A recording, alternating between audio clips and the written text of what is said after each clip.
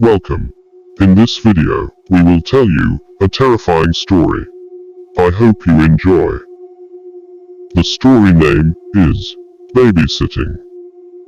When I dropped out of school, it wasn't easy to find work. Nobody seemed to want to hire a girl with no qualifications. I was tired of applying for jobs advertised in newspapers and on the internet, without receiving any replies. One day, I spotted an advertisement for a job that was not so tempting. But I really needed the money. The advertisement said they were looking for a live-in babysitter to take care of 3 young children. It said no qualifications necessary. They just required someone young, responsible, and pretty. I called the number, and the phone was answered by a woman with a sweet and friendly voice. When I told her I was calling about the babysitting job, she hired me on the spot. She didn't even want to meet me in person first. But she said she needed me to start immediately. I was delighted. The next morning, I drove over to the house to meet the family. As soon as I got there, I saw that the house was beautiful, both inside and out. You could tell that the family was wealthy. The woman and her husband greeted me with broad smiles on their faces and introduced me to their children. There were 2 boys and a girl. Sebastian was 6 years old. Damien was 5. And Lenka was 4. The kids seemed to be nice, happy, and friendly. They were always polite, never fought with each other, and never made a mess. All they did was play alone or read a book. The parents announced they were going out to dinner and wouldn't be home until late that night. They told me the children had already been fed, so all I had to do was get them ready for bed. The mother gave me a phone number and told me to call her if there was an emergency. The father told me to make myself at home, and if I was hungry, he said I could take whatever I wanted from the refrigerator. After their parents left, the children sat down on the sofa to watch TV. They were very quiet and barely said a word.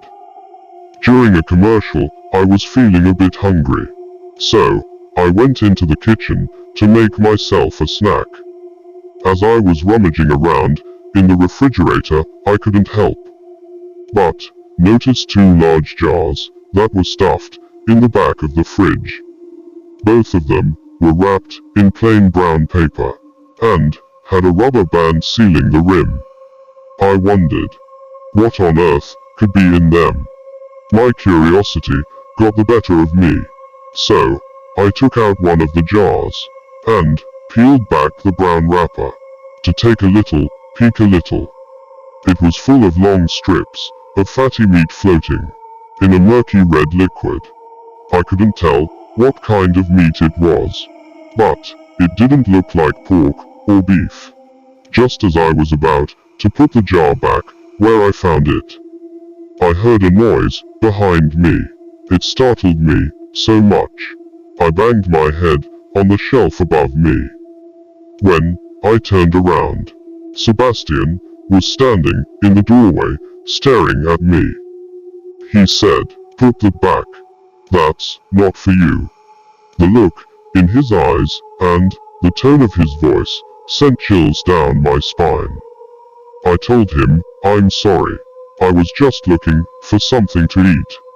Sebastian didn't reply. He just stood there, staring at me. I placed the jar back in the refrigerator and shut the door. Sebastian turned around and went back into the living room.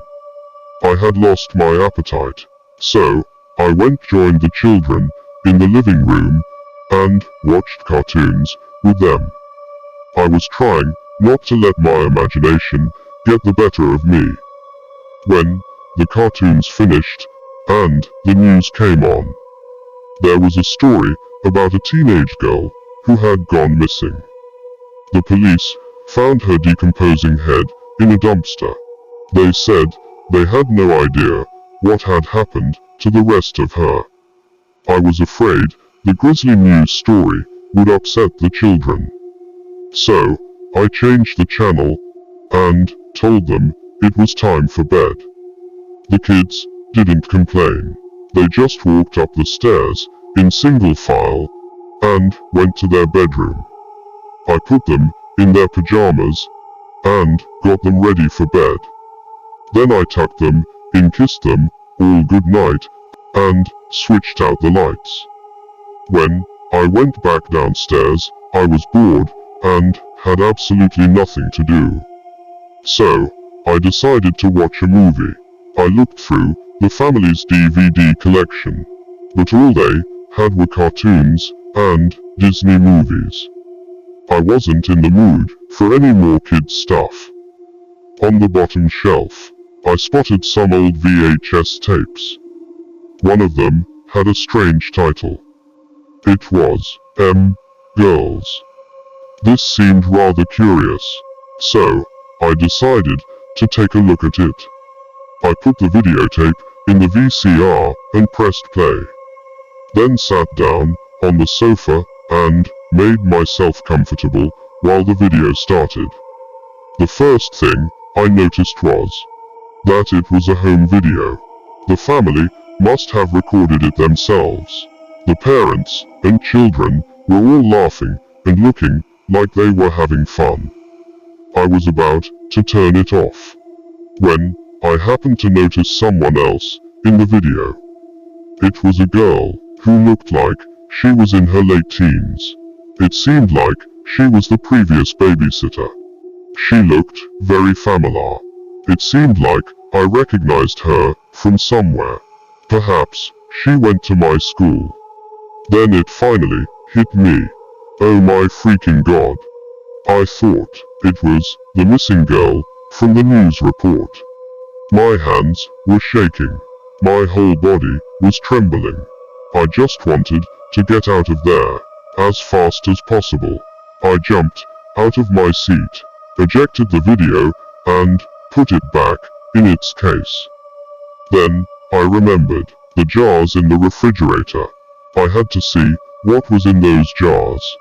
With a shudder, I went to the kitchen and opened the refrigerator. Maybe I'm just overreacting, I thought. I reached and took out the second jar. Peeling back the brown paper wrapper, I could see long pale hunks of meat and strips of fat floating in the red liquid. Some of the meat looked like it had skin on it, human skin. I could also see what looked like strands of hair. Long hair, human hair. I was so scared, I felt like I was about to pee my pants. I ripped off the rubber band that was sealing the jar and peered inside. There was an eyeball staring back at me, horrified. I dropped the jar and it smashed on the kitchen floor.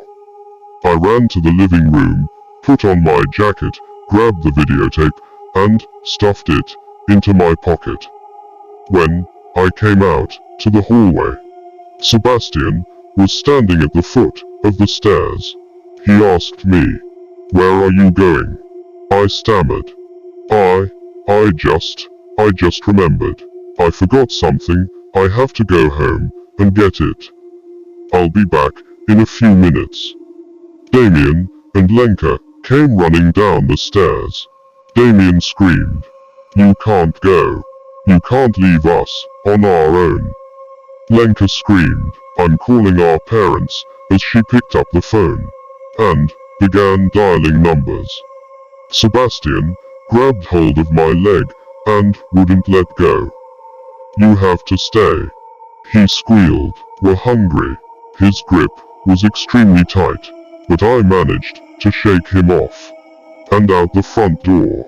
As I dashed to my car, I saw the parents pulling into the driveway. I didn't stop for a moment. I just jumped into my car and locked all the doors. The children were on the doorstep, screaming and crying. The mother and father got out of their car and they came running over. There was an angry look on their faces. They shouted, "What's wrong? Where are you going? Come back here." I didn't answer. I just turned the key in the ignition and revved the engine. They started banging on the windows. I floored the accelerator and tore out of there like a bat out of hell. And never looked back. I didn't stop until I came to the police station. I told the police officers everything I knew and handed over the videotape as evidence. The police immediately dispatched 2 patrol cars. By the time they arrived at the house, the parents and children were gone. They just took their car and disappeared. The police searched the house and found the jars in the refrigerator. They also found human flesh and bones in the basement. They did tests and confirmed that these were the remains of the missing girl. They never managed to track down the parents or the children. They're still out there, somewhere. Probably living under a different name. Probably still on the hunt for new victims. If you want my advice, be careful who you are babysitting for. Thank you. I hope you enjoyed. See you tomorrow for a new story.